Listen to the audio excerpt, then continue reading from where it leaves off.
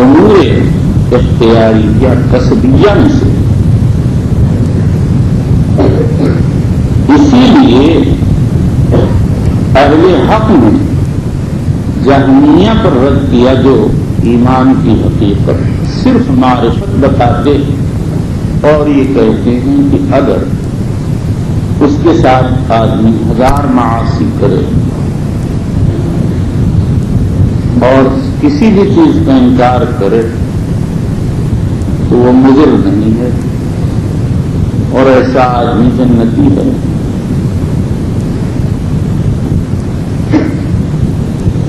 بزدوی نقل کیا ہے امام ابو حنیفہ نے جہم بن صفوان سے فرمایا اخرج عنی یا کافر.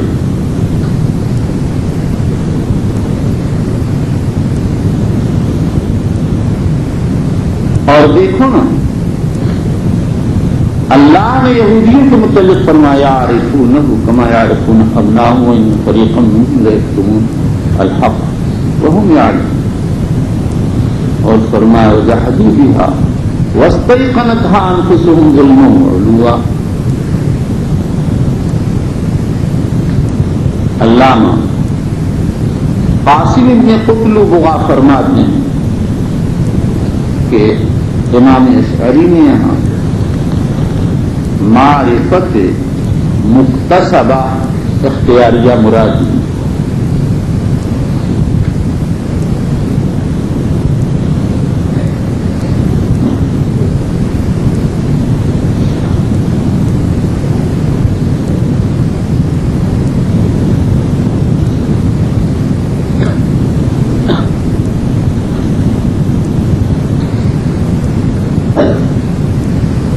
اشعری سے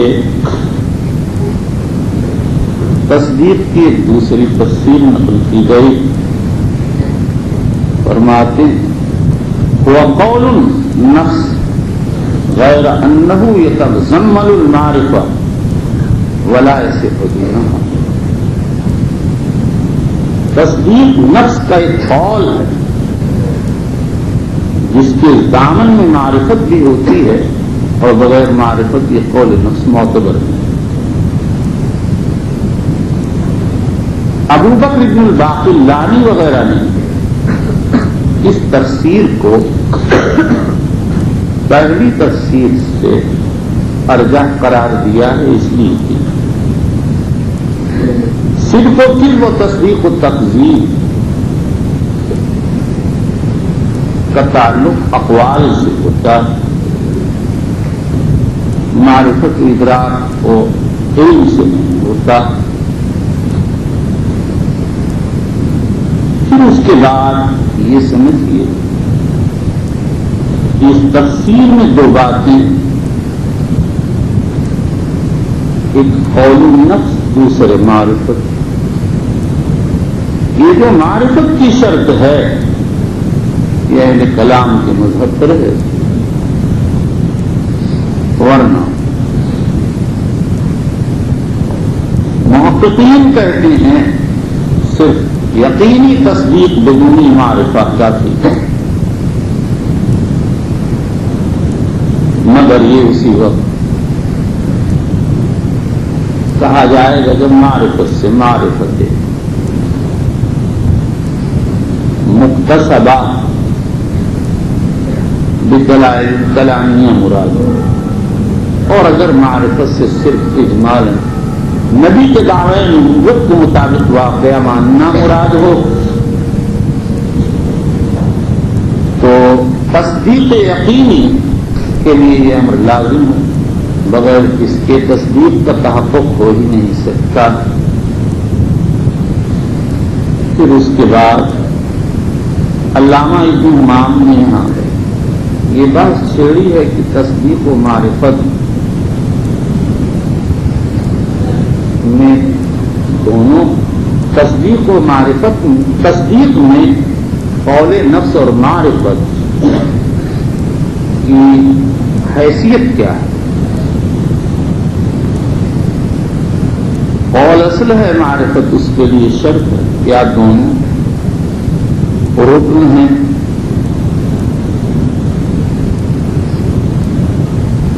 خود ابن حمام کی رائے یہ ہے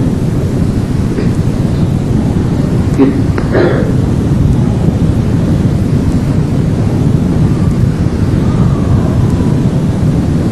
معرفت اور چیز ہے،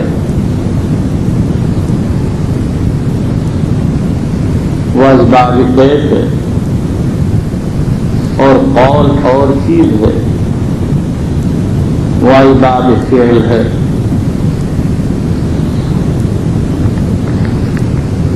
یہ دونوں ایمان اور تصدیق کے لیے لازم ہے، اور نحو ھذا الکلام۔ پھر اس کے بعد اگر کسی کو معرفت مذکورہ بلا اختیار حاصل ہو جائے تو کیا اس کے بعد صرف مان لینا کافی ہے، یا اس معرفت کو دوبارہ حاصل کرنا پڑے؟ سات تفتازانی ثانی کی طرف مائل، ابن حمام وغیرہ اول کی طرف۔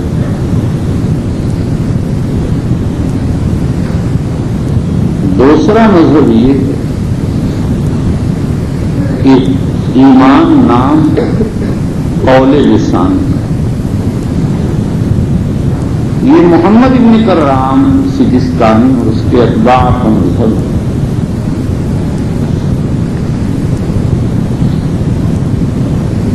اور یہ لوگ کہتے ہیں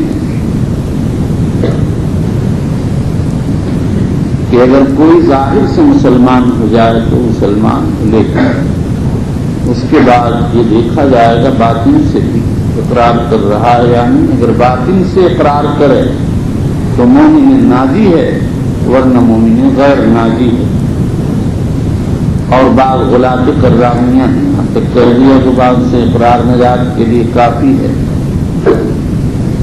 اس لیے کہ منیب ہے، اس لیے کہ ایک صحابی نے، ایک صحابی تاریخ ہیں، انہوں نے حضور کا ارشاد نقل کیا، آپ نے فرمایا ایھا الناس قولوا لا الہ الا اللہ تفلحوا، رواہ ابن خزیمہ و ابن حبان والمروزی فی زوائد الزہد لابن المبارک۔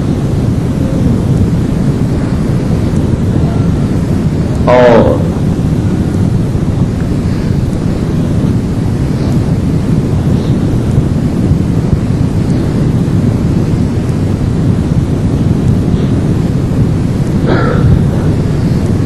تیسرا قول یہ ہے کہ ایمان اقرار و تصدیق کے مجموعے کا نام ہے۔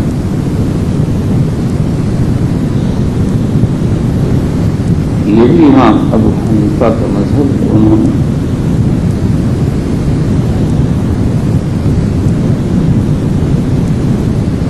فقہ اکبر میں یہی لکھا،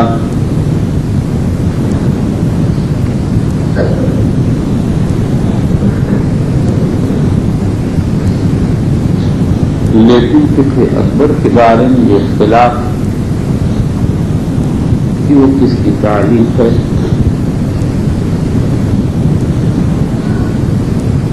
فخر الاسلام بزدوی وغیرہ کی رائے تو یہ ہے کہ امام ابو حنیفہ کی تعریف اس صورت میں بات بالکل ظاہر، اور بعضوں کا خیال یہ ہے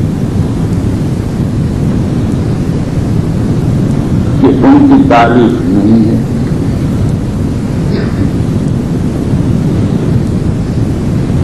ابن مریم کی تعریف ہے،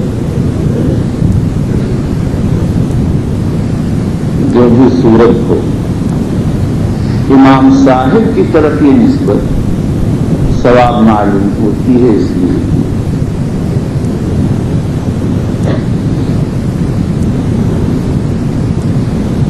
ابن مریم نے امام ابو حنیفہ رحمۃ اللہ علیہ کے عقائد کو اس کتاب میں جمع کیا، اور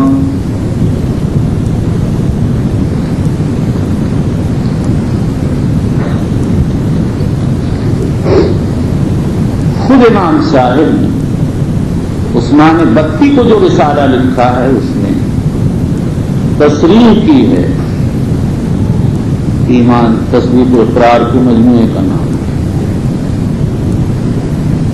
اور یہی امام طحاوی نے عقیدہ طحاویہ میں لکھا ہے، جس میں انہوں نے امام ابو حنیفہ اور ان کے اصحاب کا عقیدہ جمع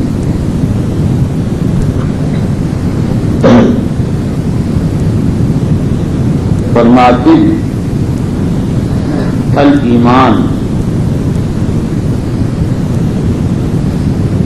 تصدیق بالجنان واقرار باللسان وجميع ما صح عن رسول الله صلى الله عليه وسلم من الشرح والبيان كله حق واهله في اصله سواء وانما التفاضل بينهم بالخشية والتقى ومخالفة الهوى وملازمة الأولى.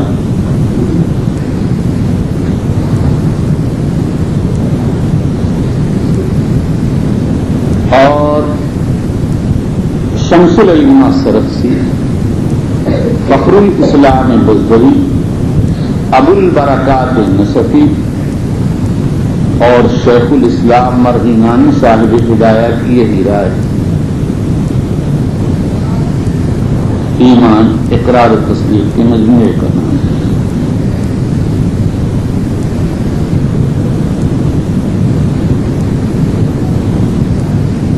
اور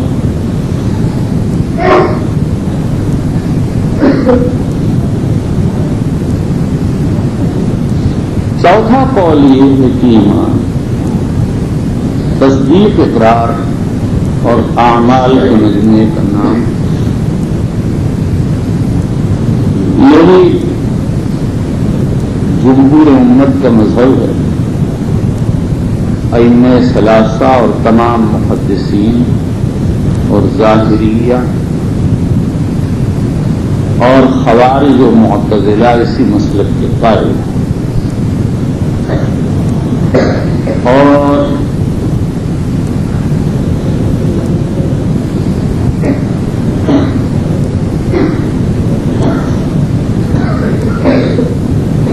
علماء احناف میں امام ابو یوسف، عبداللہ بن مبارک، ابراہیم بن یوسف الماکیانی کا یہی مذہب ہے اور یہی مذہب حق ہے.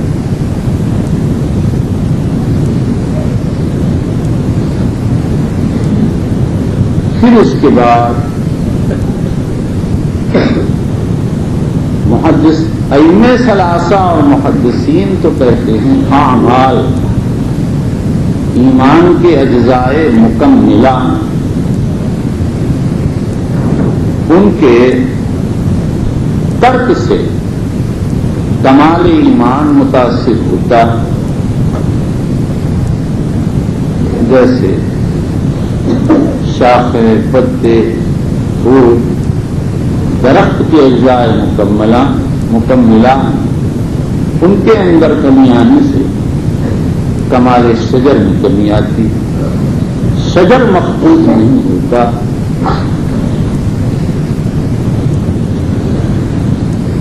اور یہ بات حضور کے ارشاد گرامی الایمان بضع وسبعون شعبۃ افضلها لا الہ الا اللہ وادناها اماطۃ الاذى عن الطریق، رواہ مسلم سے ظاہر ہے واصلہ فی البخاری. خوارج اور معتزلہ کہتے ہیں تارک اعمال خارج از ملت ہے.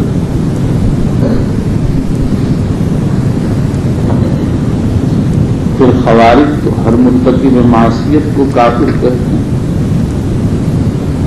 اور معتزلہ مرتکب کبیرہ کو ملت سے خارج قرار دیتے اور فاسق کہتے ہیں، اور منزلتم بین المنزلتین کے قائل ہیں. یعنی ایمان و کفر کے مابین ایک تیسرا درجہ فسق کا، لیکن آخرت میں انجام کے اعتبار سے فاسق و کافر مخلد فی النار میں دونوں کا درجہ ایک.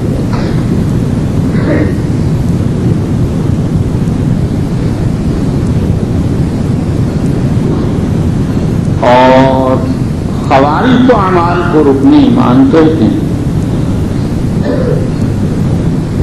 یہی ابن حزم اور سعد تفتازانی کے کلام سے معتزلہ کا مذہب معلوم ہوتا ہے. ابن حمام نے ان سے نقل کر دیا کہ اعمال شرط ایمان، جو بھی صورت ہو تارک عمل مخلد فی النار ہے اگر اس کے ترک پر گناہ کبیرہ مرتب ہوتا ہو.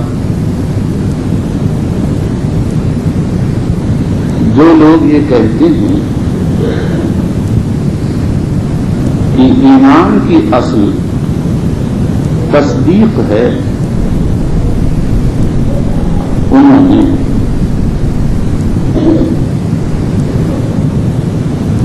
قرآن کریم اور احادیث نبویہ سے استدلال کیا اور ساتھ ہی ساتھ لغت کو سامنے رکھا. لغت کی بات تو ابھی آ چکی. دلائل قرآنیہ 5 قسم. نمبر 1 وہ آیات جن میں عمل کو ایمان پر حق کیا گیا، جیسے ان الذین آمنوا وعملوا الصالحات کانت لہم جنات الفردوس نزلا. عطف دلیل مغایرت. لیکن جمہور یہ کہتے ہیں یہ عطف استعفا و استقصاء کے لیے. ہو سکتا ہے کوئی آدمی جب ایمان سے صرف تصدیق مراد لے لیتا، اعمال کو اس میں داخل نہ مانتا، اس لیے اس توہم سے بچانے کے لیے وعملوا الصالحات بھی کہہ دیا گیا.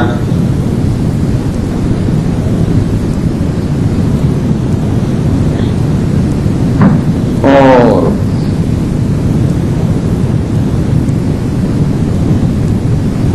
حقیقت یہ ہے کہ ثواب کی ضرورت. اگر کسی جگہ عطف کیا گیا تو یہ عطف مغایرت حقیقیہ پر مبنی نہیں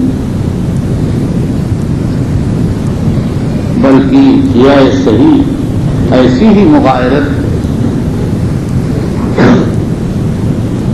جیسے بنیاد اور دیوار ہوتی ہے.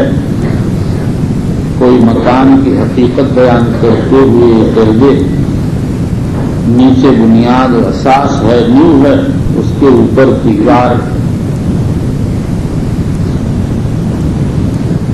اصل الدار الاساس والجدار. اب کوئی یہ کہنے لگے صاحب جدار کو اساس پر کر دیا گیا لہذا دونوں مغایرت. یہ مغایرت کے اعتباری ہے. نمبر 2 وہ آیات ہیں جس میں عمل کے لیے ایمان کو شرط قرار دیا گیا، جیسے ارشاد وَمَن يَعْمَلْ مِنَ الصَّالِحَاتِ وَهُوَ مُؤْمِنٌ. اس کا جواب یہ ہے کہ یہاں ایمان سے مراد تصدیق ہے، اور تصدیق کو درجہ شرط میں اس لیے ذکر کیا گیا کہ یہ ایمان کی اصل اور بنیاد ہے. اسی پر عمارت کی ایمان کی عمارت کھڑی ہوتی اور قلعہ تعمیر ہوتا، بغیر اس کے عمارت کی نہیں کھڑی ہوگی. جیسے درخت کے اندر اصل جڑ ہوتی ہے، جڑ نہ ہو تو درخت کیا کھڑا ہو. نمبر 3 وہ آیات ہیں جس میں ایمان کے ساتھ عمل کا مطالبہ کیا گیا، جیسے یا ایھا الذین آمنوا اتقوا اللہ. اے اہل ایمان اللہ کا تقوی اختیار کرو. تقوی نام بچنے کا بچنے کی صورت یہ کہ جن باتوں کا حکم ہے وہ کرو، جن باتوں سے روکا گیا ان سے بچو۔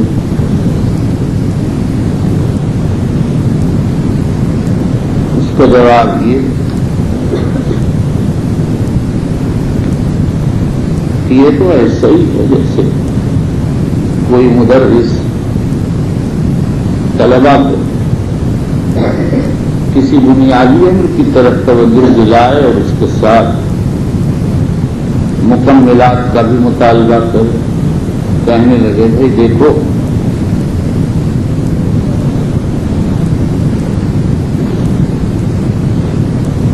نماز کا اہتمام کرنا،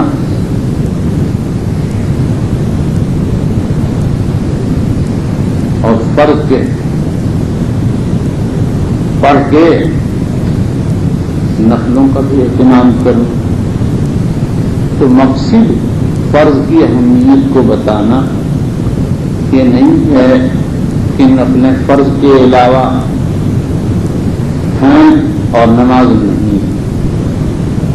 نماز فرض کا اہتمام کرو یہ ایک بنیادی چیز ہے، اور نفلوں کا مطالبہ مکمل کی حیثیت سے۔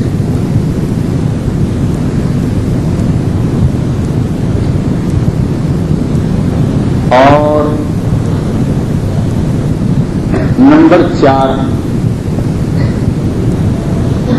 وہ آیات ہیں جن ایمان کے ساتھ معصیت کو مقرون کیا گیا، جیسے ارشاد ان طائفتان من المؤمنین اقتتلوا فاصلحوا بینہما، اگر مومنین کے دو طوائف باہم قتال کر لیں تو صلح کرا دو۔ اور ظاہر ہے کہ قتال معصیت و قال النبی صلی اللہ علیہ وسلم سباب المؤمن فسوق و قتالہ کفر، اور آدمی اپنی اور چیز اپنی ضد کے ساتھ مجتمع نہیں ہوا کرتی ہے، لہذا ایمان معصیت کے ساتھ جو ضد اعمال جمع نہیں ہو سکتے۔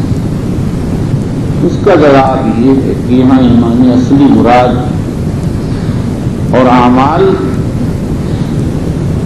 ایمان فرعی ہیں، مکملات ایمان۔ 5ویں دلیل وہ آیات جن میں ایمان کا محل قلب بتایا گیا، جیسے اولئک الذین کتب فی قلوبہم الایمان یا ولما یدخل الایمان فی قلوبکم یا قالت الاعراب آمنا قل لم تؤمنوا ولکن قولوا اسلمنا ولما یدخل الایمان فی قلوبکم۔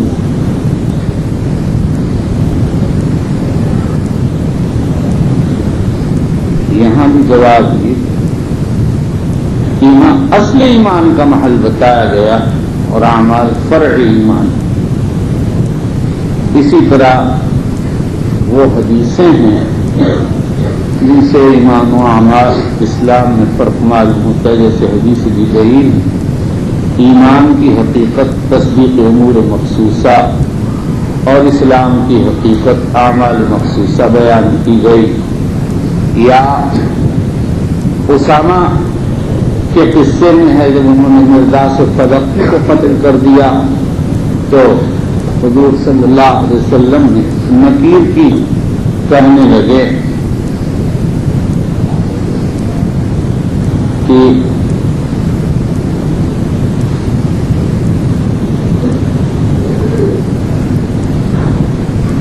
انما کان متعوذا، حضور نے فرمایا اللہ شفقت کا نکل گئی۔ اسی طرح سے امام احمد اور ابن ابی شیبہ نے انس سے ایک روایت نقل کی، قال النبی صلی اللہ علیہ وسلم الایمان فی القلب والاسلام علانیہ۔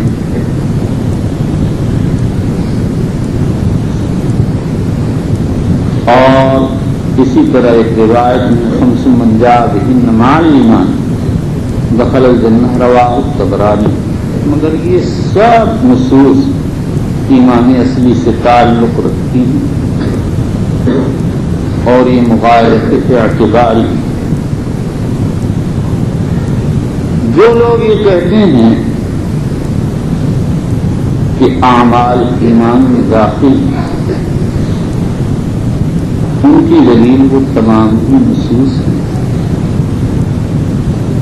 جو ایمان کی کمی زیادتی پر دلالت کرتی ہیں، جن کو مصنف نے آگے ذکر کیا، اور وہ 8 آیات یہ کمی اعمال کی کمی پر متفرع ہوتی۔ اسی طرح سے وہ تمام احادیث ہیں جن میں اعمال کو ایمان کہا گیا، جیسے ابن عمر کی حدیث میں بنی الاسلام علی 5 شہادت اللہ الہ الا اللہ و اقام الصلاۃ و ایتاء الزکاۃ و صوم رمضان، رواہ البخاری مسلم۔ یا اسی طرح سے ابن عباس کی حدیث ہے جس میں وفد عبد القیس کے تذکرے میں اعمال کو ایمان کی شرح قرار دیا گیا۔ یا مسند احمد کی ایک روایت ہے البزازۃ من الایمان، یا شفاعت کی وہ نصوص ہیں جس میں ایمان کے درجات ذکر کیے گئے ہیں۔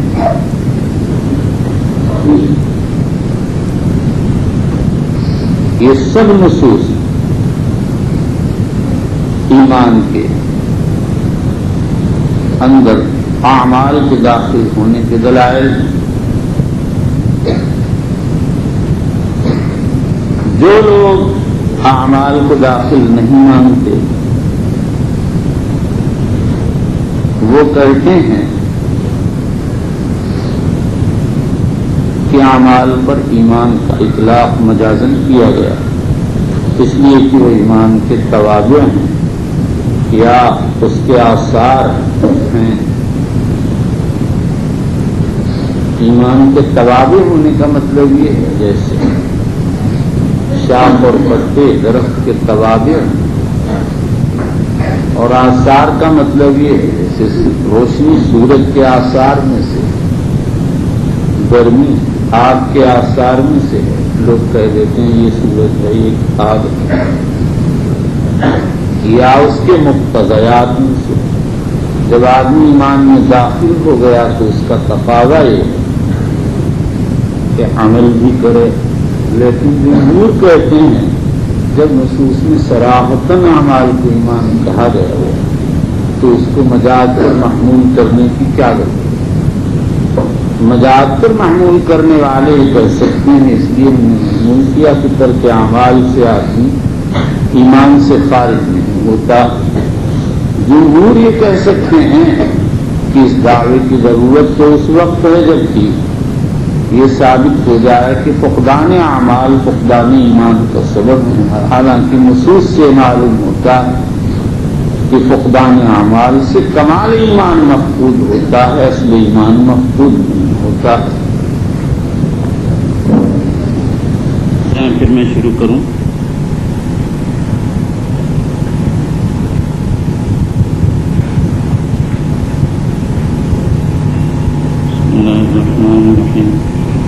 الحمد لله وكفى وسلام على عباده الذين اصطفى وصلى وسلم وبارك على نبينا المصطفى وعلى آله وأصحابه جميعا قادة التقى اللهم اغفر لنا وارحمنا ومشايخنا وعلمنا ما جهلنا وفقنا لما تحب وترضى من القول والعمل وجنبنا الفواحش والمعاصي والخطايا والذنوب اللهم اغفرنا واغفرنا واصلح لنا شأننا كله لا إله إلا أنت أما بعد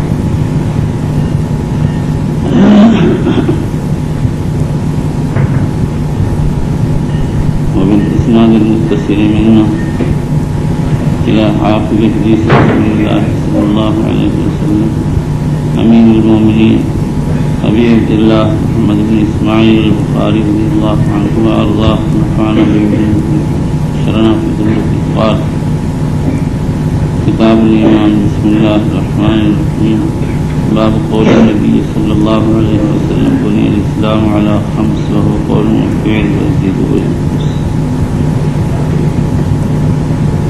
حدیث نبی کو اس کی وضاحت کی وجہ سے ترجمہ بنا دیا اور آئندہ ان الفاظ سے آ رہی ہے۔ وهو قول وفعل من قبیل عطف اللازم علی الملزوم، اس لیے جو 5 چیزیں ذکر کی گئیں وہ قول و فعل کی قسم سے ہیں۔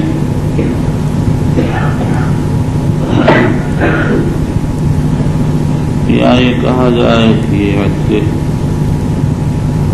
تفسیری ہے بصورت اجمال، پھر اسی طرح بخاری کے عام نسخوں میں قول و فعل واقع ہوا، اور کشمہنی کے نسخے میں قول و عمل، اور یہی لفظ محدثین کرام کے مشہور و معروف ہے، اور اس کا مشہور مطلب یہ ہے کہ ایمان قول و عمل سے مرکب ہے۔ علامہ انور شاہ کشمیری رحمۃ اللہ علیہ اس کے 4 معنی بیان کیے، ایک تو یہ اور دوسرا قول یہ ہے، دوسرا مطلب یہ ہے قول و عمل ایمان کے مساعد اور مقویات، اور تیسرا مطلب یہ بیان کیا کہ ایمان کا اطلاق اگر تصدیق پر ہو تو اس کو ایمان کہتے ہیں، اور زبان کے اقرار پر ہو تو اس کو بھی ایمان کہتے ہیں، اعمال پر ہو تو اس کو بھی ایمان کہتے ہیں، یعنی سب پر ایمان کا اطلاق ہوتا ہے، لیکن دل میں ہو تو تصدیق ہے، زبان پر آئے تو اقرار، اور جوارح سے ظاہر ہو تو اعمال۔ اور چوتھا مطلب یہ ہے کہ قول و عمل ایمان کے مساعد، ایمان کے مقتضیات، لیکن اس کا صحیح مطلب پہلا ہے، اور سلف کی عبارات مفصلہ سے یہ بات واضح ہے۔ انہوں نے جہاں یہ فرمایا وہیں آگے یزید و ینقص بھی فرمایا، بلکہ بعض فرمایا یزید بالطاعۃ و ینقص بالمعصیہ۔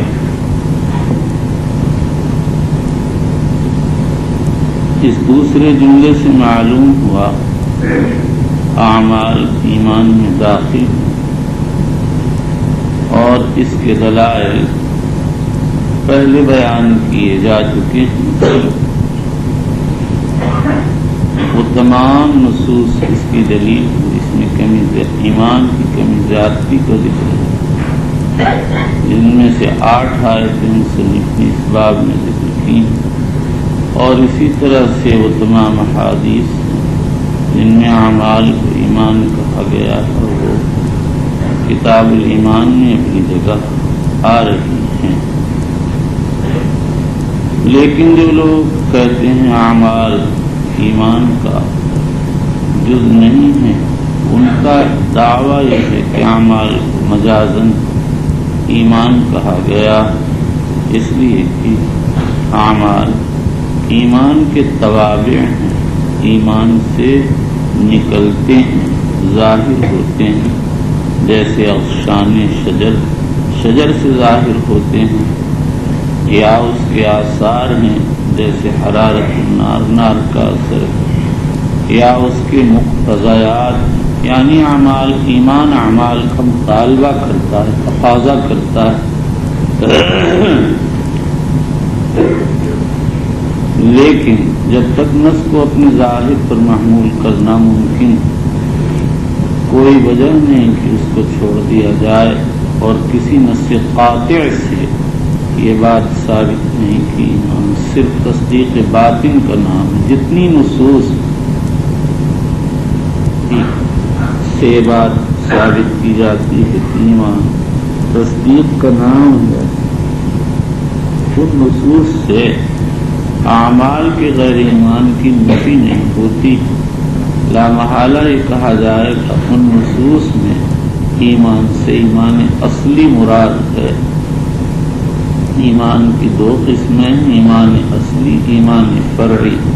ایمان اصلی سے تو ایمان کی بنیاد قائم ہوتی ہے، بغیر اس کے ایمان پایا ہی نہیں جائے گا۔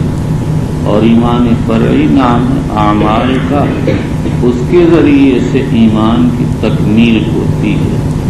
بعینہ یہی بات کفر کی بھی ہے، جیسا کہ آئندہ آئے گا۔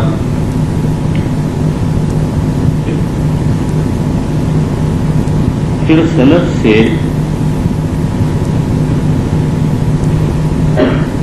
چار الفاظ نقل کیے جاتے ہیں: الایمان قول و عمل، الایمان قول و عمل و نیت، الایمان قول و عمل و نیت و اتباع سنت۔ اور بعض سلف کہتے ہیں الایمان اقرار باللسان، تصدیق بالجنان، عمل بالارکان۔ جس نے صرف قول و عمل کو ذکر کیا، قول سے قول لسان اور قول قلب دونوں کو مراد لیا، اور جس نے اور عمل سے عمل قلب اور اعمال جوارح دونوں کو مراد لیا، اور جس نے اس کے ساتھ نیت کو بڑھا دیا، وہ محض اس لیے تاکہ کوئی غلطی سے نہ سمجھ بیٹھے کہ قول زبان کے عمل کے ساتھ خاص ہے اور لفظ عمل جوارح کے افعال کے ساتھ۔ اور جس نے اتباع سنت کا لفظ بڑھایا، اس نے یہ بات سامنے رکھی کہ کوئی عمل اللہ کے ہاں اسی وقت مقبول ہوگا جب حدود سنت میں ہو۔ حضور صلی اللہ علیہ وسلم کے ارشاد گرامی: من احدث فی امرنا ھذا ما لیس منہ فہو رد۔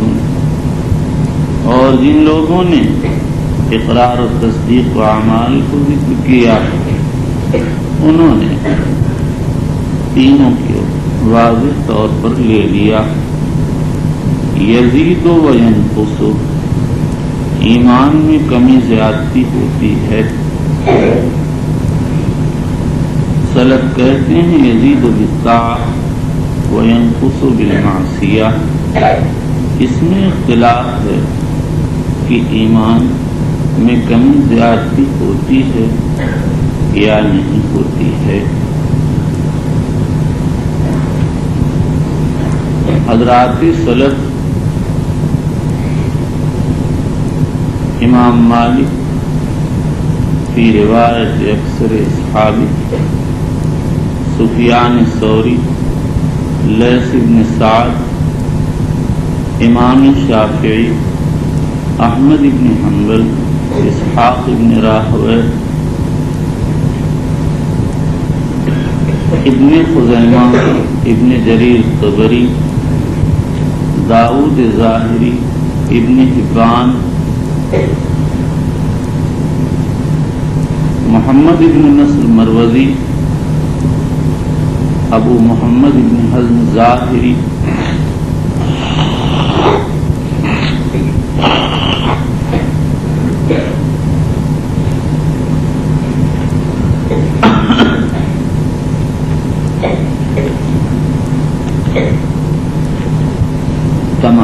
اور تمام محدثین یہی مسلک رکھتے ہیں۔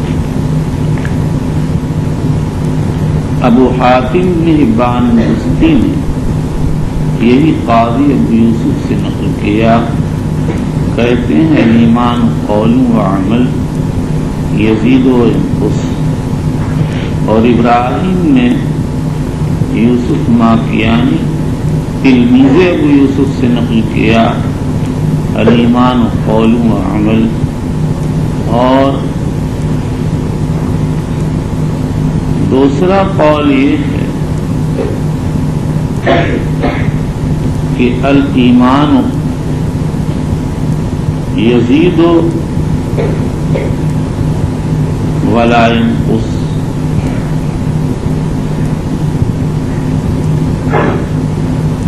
یہ قول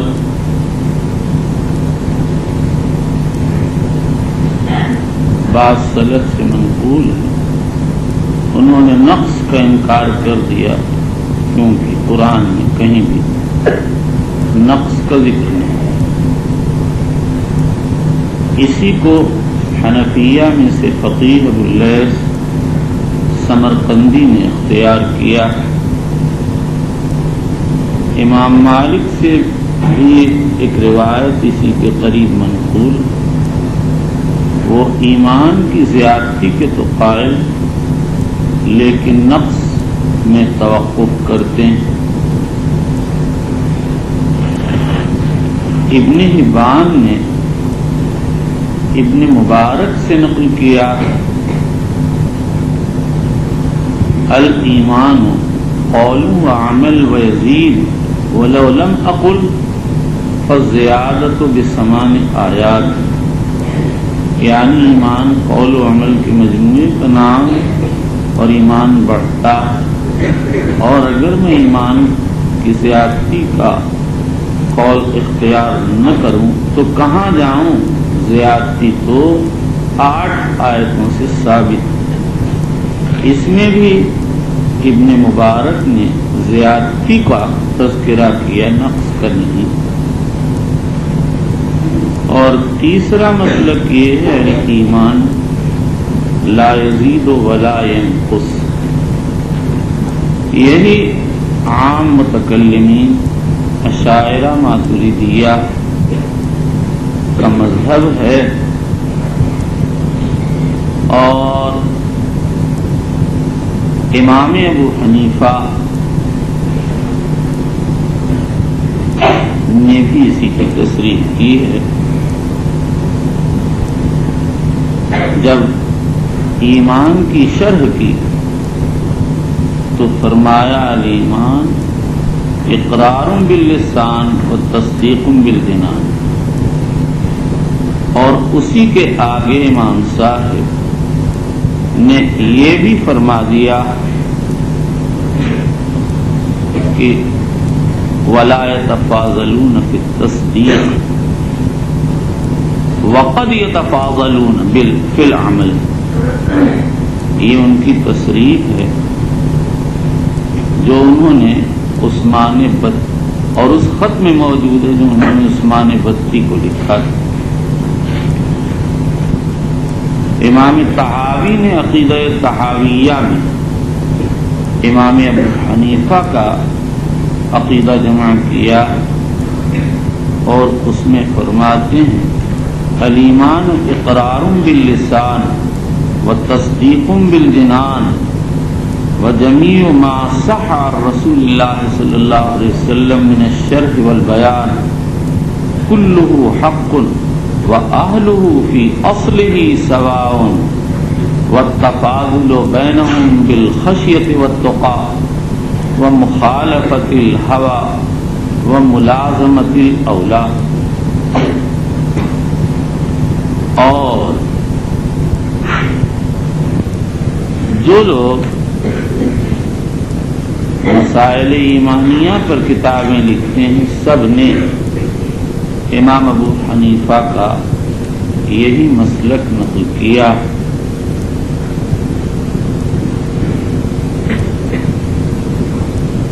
اور یہی ابو مطیع بلخی میں اور یہی فقہ اکبر میں بھی وارد ہے، اور فقہ اکبر فخر الاسلام بزدوی کی تصریح پر امام ابو حنیفہ کی تالیف ہے، اور اگر ان کی نہیں تو ابو مطیع بلخی کی تالیف ہے جنہوں نے جو حنفی عالم ہیں۔ اس لیے یہ جو علامہ انور شاہ کشمیری کی طرف فیض الباری میں منسوب کر کے لکھ دیا گیا کہ فقہ اکبر امام ابو حنیفہ کی تالیف نہیں، ابو مطیع بلخی کی تالیف ہے، لہذا امام ابو حنیفہ کی طرف کمی زیادتی کے انکار کی نسبت صحیح نہیں، ایک بے معنی سی بات۔ ہاں اتنا میں کہہ دوں، میں نے کل کے سبق میں اب وہ فقہ اکبر کی نسبت